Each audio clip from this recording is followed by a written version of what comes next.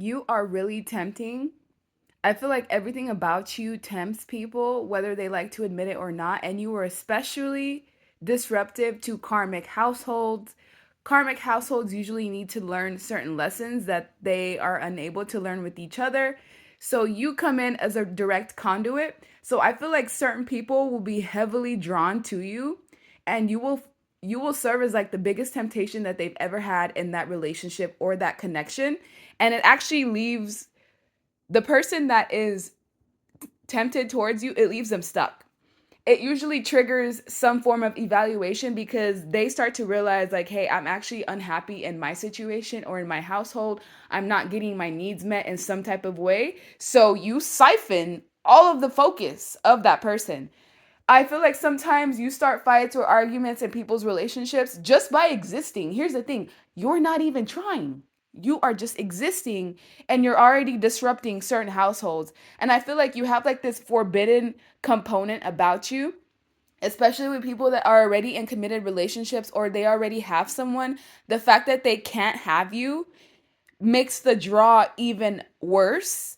They see you as like this forbidden component, and they are unable to move on until they figure out the core issue of that household, or until they figure out the core reasons why they are drawn to you. That draw doesn't go away. It actually gets stronger. It gets to the point where people stop investing in their own households or their own relationships because they want to invest in you.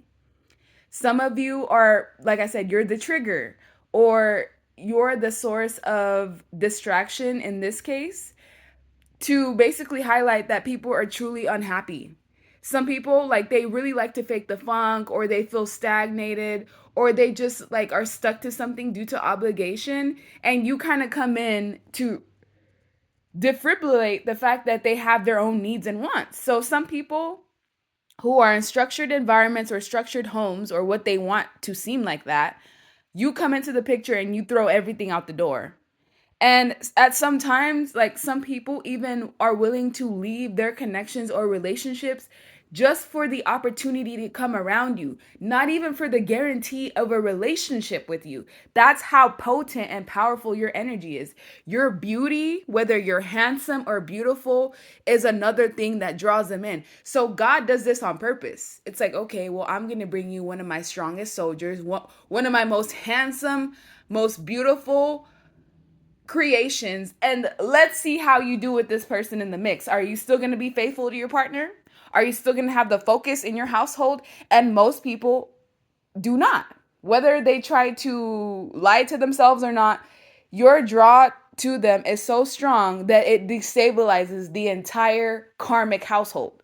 They have certain lessons that they needed to learn. They refuse to learn those lessons on their own. So now someone on the outside comes in to kind of throw them off. I also feel like there's certain relationships that have ended because of you, not even because you're involved. Like, I'm just trying to get you to see how powerful your energy is. Not even because you're involved. You're on the outside. And these people leave relationships because of you, because they realize that there's needs that they have that are not being met. And until you come into the picture, it's pretty bearable. The fact that they're lacking in something, it's bearable until you get into the picture, and now the whole thing's blown up, and now they're stuck. Now they can't get past you. Now they can't forget you. Some people, their lust towards you is so heavy that they can't even have intimacy with their own partners. Like, and you're not even there. You consume every aspect of their mind until they close out this cycle. It is a cycle. Certain relationships have been through cyclical cycles that they can't jump out of. And here comes someone coming in, you on a horse. You're not even sticking to those environments. Like, it's very quick. You're very quick in and out, in and out. And you completely draw all the attention to the point where someone can't move on entirely. They don't even want to give to those false situations anymore. You reveal secrets about certain environments, certain dynamics, certain households, certain secrets that they didn't want to admit to themselves. They have no choice but to see the truth of it once you were involved indirectly. So sometimes you pose a risk to people, and that's why they don't want you around, because you're such a beautiful, handsome person that people don't want to bring their partners around you for good reason because they feel like you're going to snatch them away. Even though that is not your intention, even though you're just minding your own business, you're just doing your own thing, you trigger people's truest desires. If there's something about their needs that aren't being met, it is going to be loud and obvious when you come into the picture. Also, certain people that have unhealthy connections to their partners, they instantly detach when you come into the mix. Because then they start to realize, okay, I'm actually attracted to this person who is toxic to my growth. But then here's somebody on the outside that fulfills all my needs without even trying.